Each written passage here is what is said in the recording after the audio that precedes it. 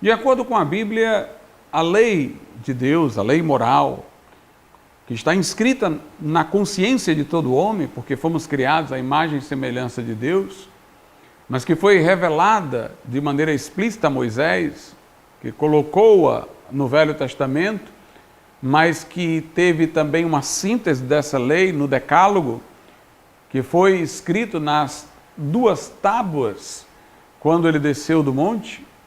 Essa lei, ela, de acordo com o texto, era uma espécie de tutor, de guardião da infância da humanidade, preparando-a para o advento de Cristo.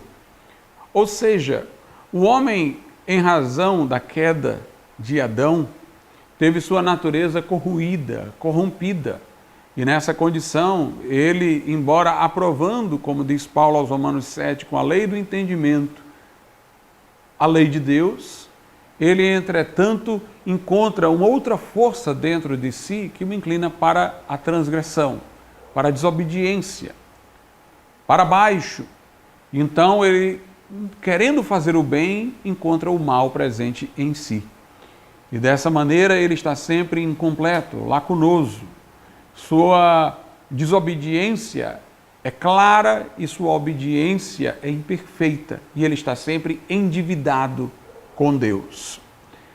No entanto, em razão dessa corrupção humana, o homem também tende a se desculpar por aquilo que faz, a encontrar um motivo excepcional para os seus erros, para ter aquilo como uma exceção ao que diz a lei.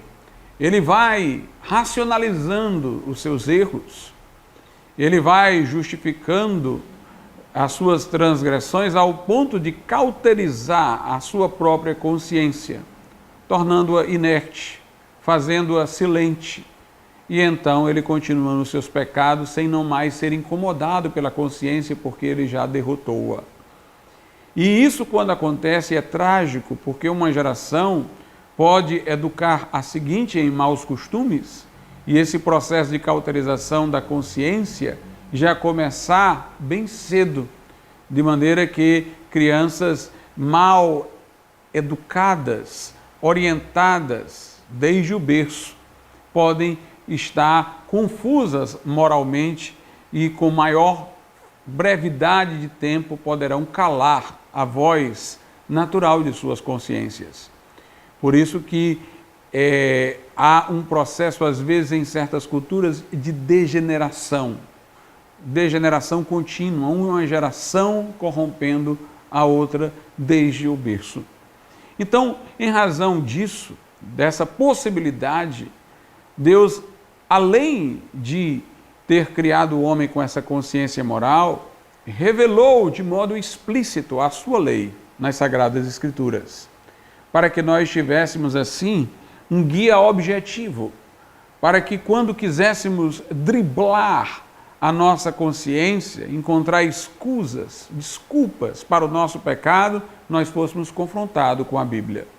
No caso da nação de Israel, mesmo depois de revelada a lei moral através de Moisés, Deus ainda enviava àquela nação constantemente profetas.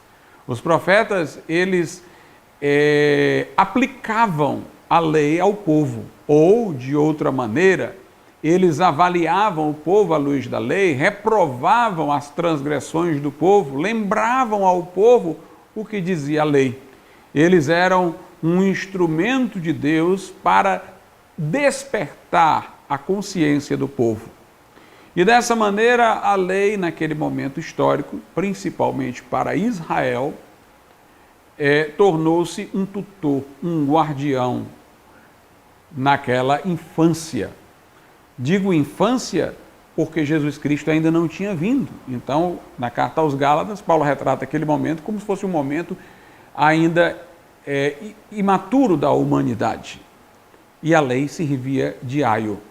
Obviamente que a mensagem da lei não poderia salvar, por mais que ela ajudasse a manter a consciência moral acesa, ela ajudasse a impedir a cauterização, ela mantivesse acesa a culpabilidade humana, e, de certa maneira, um temor, ela não poderia trazer salvação, porque todos os homens eram transgressores da lei, porque todos estavam, à luz da lei, endividados com Deus, aquém daquilo que era exigido por Deus. Mas isso também preparava para o Evangelho. Por quê? Porque mostrava que os homens necessitavam de um Salvador vindo de fora, que eles não tinham condição de salvarem a si mesmos.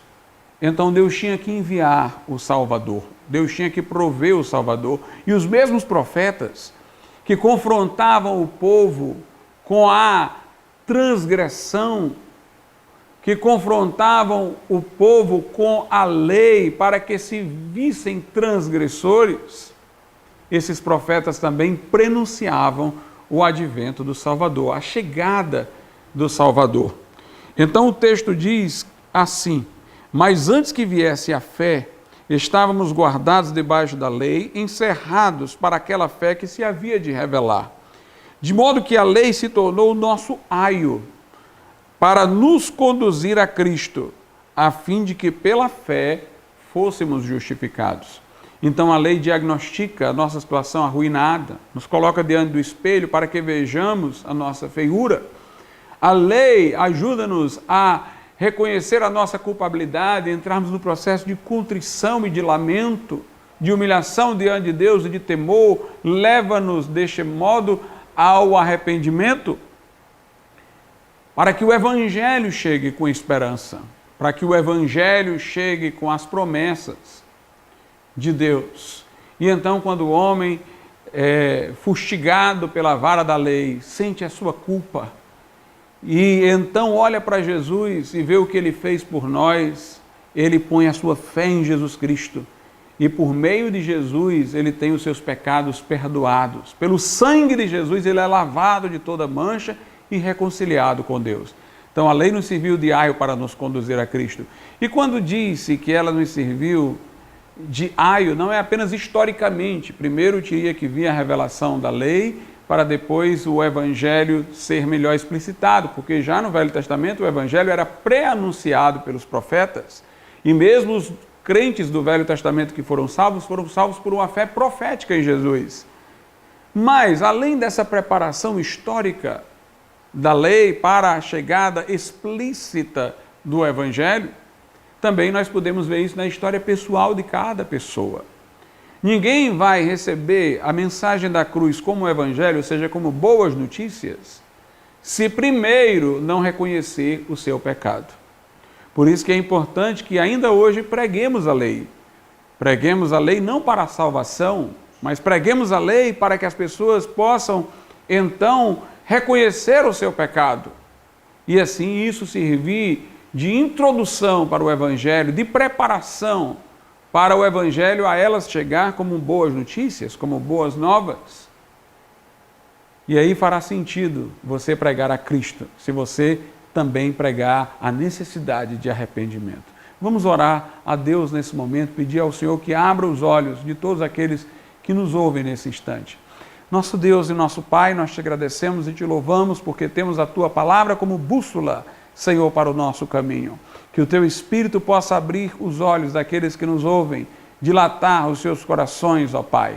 Que possam discernir o pecado, a culpa, ó meu Deus, que possam se arrepender dos seus descaminhos e que possam voltarem-se para Jesus e entregarem a Ele os seus corações e as suas vidas, Senhor. Olha para aqueles que se dizem Teus pregadores, mas que estão negligenciando, meu Deus, a mensagem do arrependimento, a mensagem, ó Pai, que fala também do juízo. Que possam, meu Deus, ser completos, anunciar a cruz de Cristo, mas anunciar também, Senhor, o escopo da justiça de Deus, do castigo eterno, para que assim haja sentido em pregar a cruz como porta de salvação, como meio de escape, como caminho de reconciliação com Deus. Tudo isso nós rogamos, agradecidos, em nome de Jesus. Amém.